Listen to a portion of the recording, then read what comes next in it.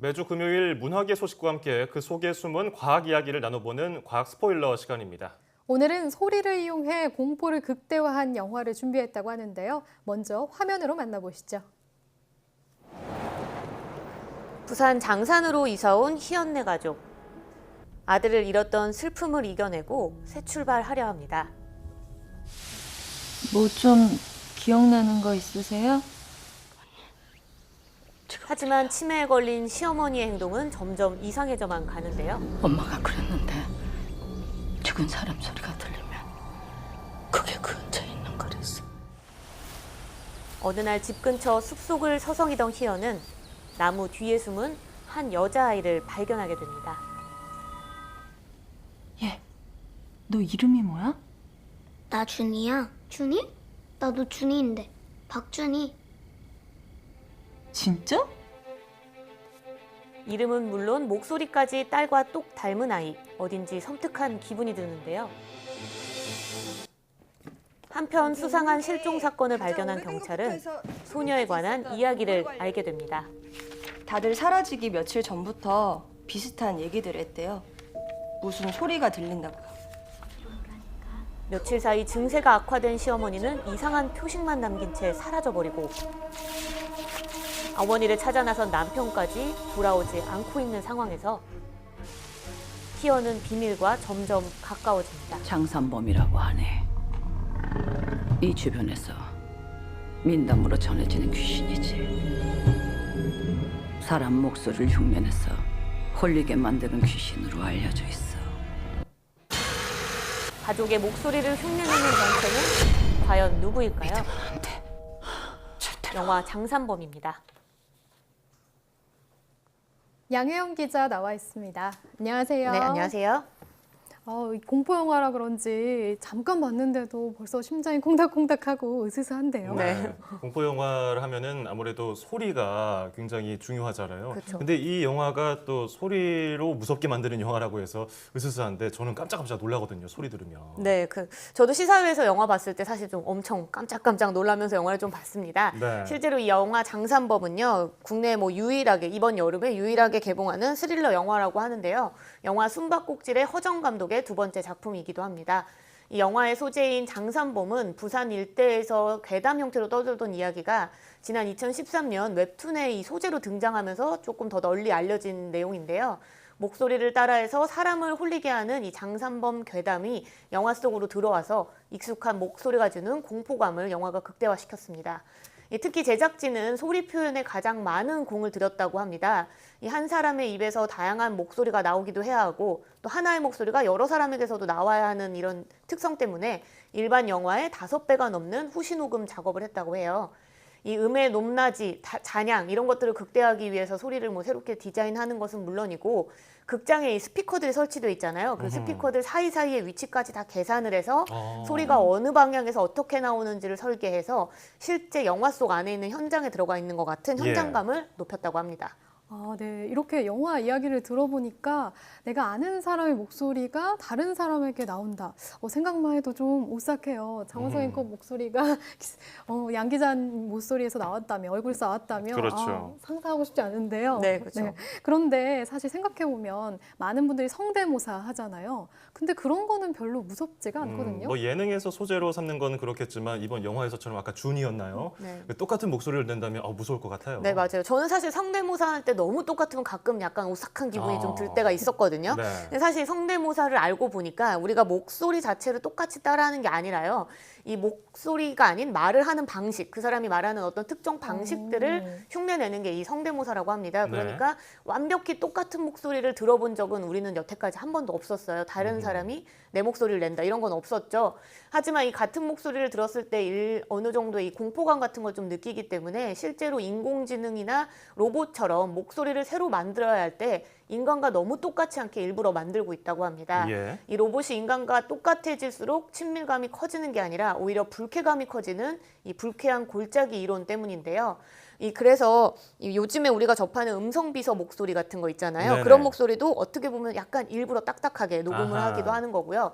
또 영화 같은 경우에 우리가 인공지능과 이렇게 뭐 연애를 하는 영화 허 기억하실 것 같은데 네. 그 영화에서도 보면은 인공지능의 그 여배우 목소리를 연기했었던 여배우한테 감독이 오히려 너무 딱딱하게 좀 읽어달라 이렇게 요청을 하기도 했었다고 하네요. 네. 실제로 그런 불쾌감 때문에 조금 딱딱하게 만든다고 하니까 이런 똑같은 목소리가 주는 공포, 그 영화 속 설정만은 아니었네요. 그렇죠. 네.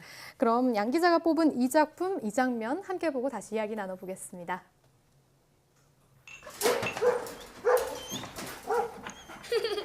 과자 주니까 진짜 좋아한다? 한두 번 준 것도 아니고 갑자기 왜 그래? 나 맨날 줄래 맨날.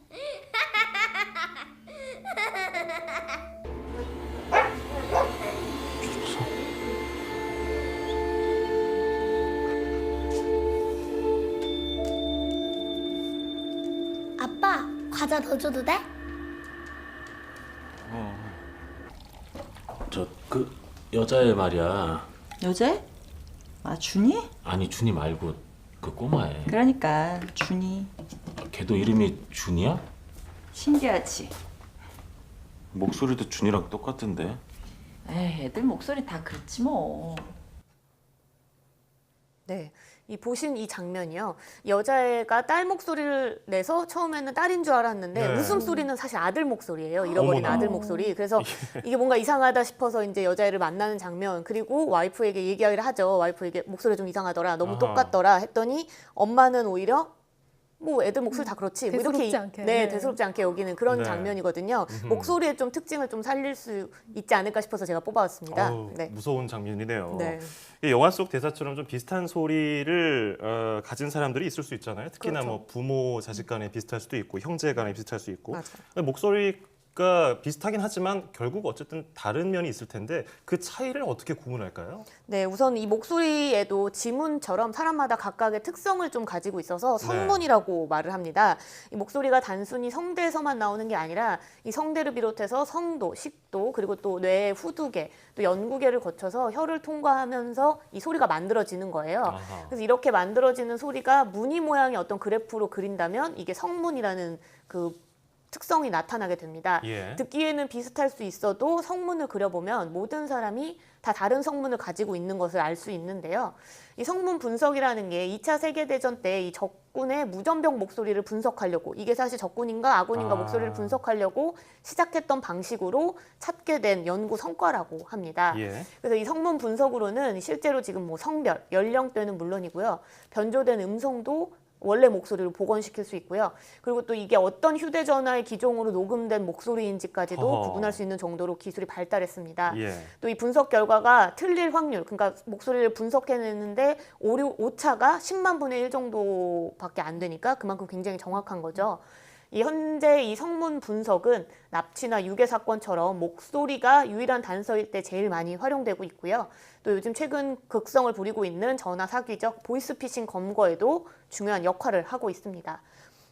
이 대검찰청에서는 이 목소리를 분석해서 이 범인의 나이, 출신, 지역 등을 추정할 수 있는 음성 식별 데이터베이스를 구축을 지금 할 계획이고요. 또 금감원에서는 이 보이스피싱과 관련해서 국립과학수사연구원과 함께 특별한 성물 분석법을 개발했습니다. 기존 분석법에서 인공지능 기술인 이 머신러닝 기술을 적용을 했다고 하는데요. 이 덕분에 많은 양의 보이스피싱 범죄자 목소리를 굉장히 짧은 시간에 분석했기 때문에 이 수사에 많은 도움을 받고 있다고 합니다. 그럼 이 진옥엽 국가수 연구사의 설명 한번 직접 들어보시겠습니다. 기존은 성문을 일일이 사람 손으로 비교를 했다는 차이점이 있고 이 경우는 다량의 데이터에 대해서 컴퓨터가 기계학습을 통해서 데이터를 도출했다는 점이 좀 차이가 있겠습니다. 추측을 하건대 텍스트를 가지고서 훈련된 사람들이 발성을 하게 됩니다. 그런 점들이 있기 때문에 꼭 동일인이 아니라고 하더라도 같은 범죄 조직을 확인한다든지 이런 데 도움이 될 수도 있을 것 같습니다. 성문 분석을 통해서 범인을 잡는다. 그만큼 이 성문, 즉 사람의 목소리에 많은 정보가 담기기 때문에 가능한 거겠죠? 네, 그렇습니다. 이 성문 분석이 범죄 수사에도 활용되지만 실제로 질병을 찾아내는 데도 활용이 된다고 해요. 질병에도요. 그만큼 목소리에 많은 것들이 숨어 있는 거죠. 예. 우리가 왜 감기만 걸려도 목소리 바로 바뀌어서 뭐 네. 아픈지 안 아픈지도 알아볼 수 있을 만큼 그런 목소리가 어떻게 보면 건강과 굉장히 연관이 있는데요. 이 정상 성대하고 일반 그 아픈 성대를 좀 비교를 해보는 영상을 준비했습니다. 이 왼쪽에 보이는 게 정상 성대인데 물결 치듯이 아주 부드럽게 떨리는 반면에 떨리고 양쪽 성대가 잘 붙죠. 네. 하지만 반대의 성대는 굉장히 뭐 혹 결절 같은 게 지금 이렇게 가리고 있어서 예. 제대로 붙지 않고 거친 소리가 그 사이를 이렇게 새어나오는 겁니다. 이 성대의 진동을 조절하는 후두신경은 후두뿐만 아니라 뭐 갑상선, 식도, 폐 등 각종 장기와 연결이 돼 있다고 해요. 그래서 단순히 성대만 안 좋아서 소리가 안 좋은 게 아니라 이 신경들이 연결돼 있는 부위에 뭐 암 같은 것들이 생기면 후두신경을 통해서 다시 성대에 영향을 미치게 되고 그래서 목소리가 다 바뀌고 쉰소리가 자주 나거나 뭐 가래가 많이 끓거나 이러면 이제 건강에 좀 이상을 이제 좀 주의해서 봐야 하고요. 네. 또 이 밖에도 뭐 관상동맥 질환의 가능성이나 뭐 외상 후 스트레스 장애를 앓고 있는 환자를 구분하는 데에도 목소리 분석이 최근 활용되고 있다고 합니다. 목소리 하나만으로 정말 많은 정보를 알 수 있네요. 네. 자, 그러면 영화 장산범에 대한 양 기자의 과학 팩트 점수는 몇 점일까요? 네, 화면으로 보시죠. 영화 장산범, 익숙한 목소리의 낯섦, 상상 이상으로 강력하다. 과학 팩트 별점 3개 반입니다. 예, 오늘은 공포 영화 장산범을 통해 살펴본 목소리와 관련한 과학에 대해 알아봤습니다. 오늘 고맙습니다.